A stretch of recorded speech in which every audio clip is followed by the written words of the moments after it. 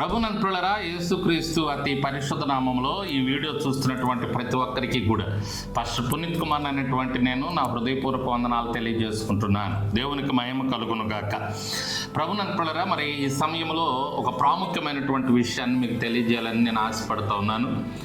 మరి నన్ను పరిశుద్ధాత్మ దేవుడు ప్రేరేపిస్తూ ఉన్నాడు ఒక విషయాన్ని బట్టి. అదేంటంటే ప్రియులరా, మీలో కొంతమంది ఒంటరిగా ఉన్నారు, ఒంటరి జీవితాన్ని అనుభవిస్తూ ఉన్నారు. మరి స్త్రీలుగా ఉన్నటువంటి వారు భర్తలు లేక, పురుషులుగా ఉన్నటువంటి వారు భార్యలు లేక, ఉండి దగ్గరగా లేక, కొంతమందికి వివాహాలు కాకుండా తల్లిదండ్రులు లేక, తల్లిదండ్రులుగా ఉన్నటువంటి వారికి పిల్లలు లేక, ఈ విధంగా ఒంటరి జీవితాన్ని అనుభవిస్తున్నటువంటి వారు చాలామంది ఉన్నారు.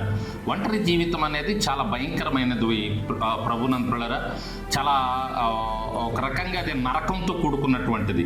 అది అనుభవించే వారికి మాత్రమే తెలుస్తుంది. నలుగురితో ఉండి ఒంటరిగా ఉండాలంటే ఎంత భయంకరంగా ఉంటుందో అది అనుభవించేటటువంటి వారు మాత్రం చాలా బాధపడుతూ ఉంటారు. ఈ సమయంలో ఆ విధంగా ఒంటరిగా ఉన్నటువంటి వారికి నేను తెలియజేస్తున్నటువంటి ఒక ప్రాముఖ్యమైనటువంటి విషయం పరిశుద్ధాత్మ దేవుడు తెలియజేస్తూ ఉన్నాడు. ఒంటరి జీవితంలో నుంచి దేవుడు తప్పకుండా విడిపిస్తాడు. మీరు దేవుని మీద ఆధారపడి దేవునితో స్నేహం చేయటం, దేవునితో సహవాసం చేయటం ప్రారంభం చేయండి.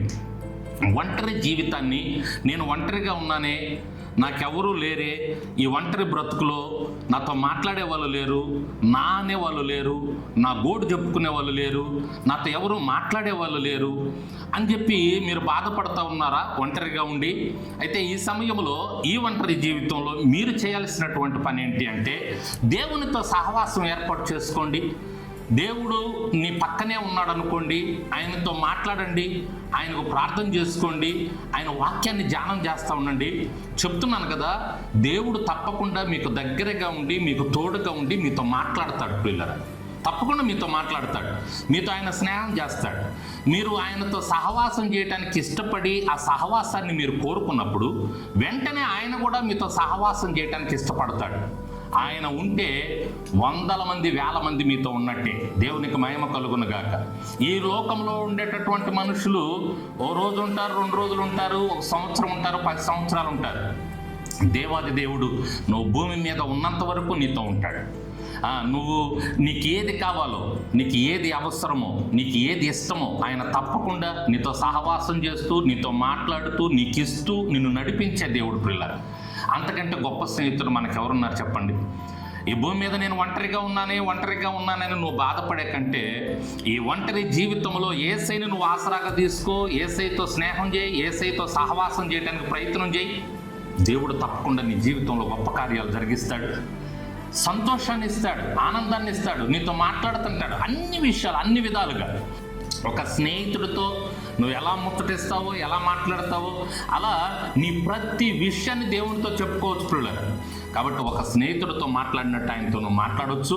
ఒక స్నేహితుడితో నువ్వు మరి ఏ విధంగా ముందుకెళ్తావో ఆ విధంగా యేసయ్యతో నువ్వు ముందుకెళ్ళొచ్చు. అలా ముందుకు వెళితే ఒంటరి జీవితం నీకు ఒంటరి జీవితంగా అనిపించదు, సంతోషంగా ఆనందంగా ముందుకు వెళతావు.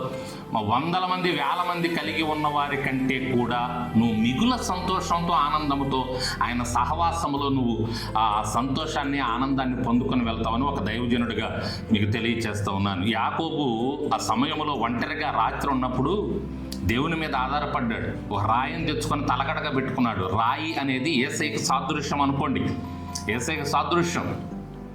ఆ తలగడగా పెట్టుకొని ఆ రాత్రి ఆ ఒంటరిగా అరణ్యంలో ఉన్నప్పుడు కమ్మని దర్శనాలు దేవుడు చూపించాడు యాకోబుకి. ఆదికాండంలో మనం చూస్తాం ఆ సందర్భాన్ని. ఒక్కసారి మనం ఆలోచన చేస్తే ఆ ఒంటరితనములో ఆ అర్ధరాత్రి ఆ యాకోబుతో దేవుడు సహవాసం చేసినట్లుగా మనం చూస్తున్నాం. నీతో నేను ఉంటానయ్యా, నువ్వు దిగులు చెందకు. ఒంటరిగా ఉన్నానని బాధపడుతున్నావా?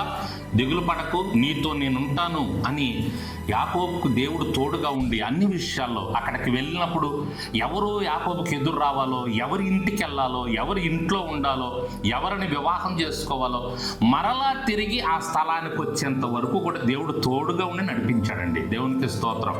యాకోబు తిరిగి వచ్చి దేవునికి కృతజ్ఞతాస్తుతులు చెల్లిస్తాడు. నాకు వాగ్దానం ఇచ్చిన దేవా, నేను ఒంటరితనంలో ఉన్నప్పుడు నాకు తోడుగా ఉండి నన్ను నడిపించావయ్యా, మరలా ఈ స్థలానికి తీసుకొచ్చావు వచ్చావయ్యా అని చెప్పి దేవుణ్ణి స్తుతించినట్లుగా మనం చూస్తూ ఉన్నాం.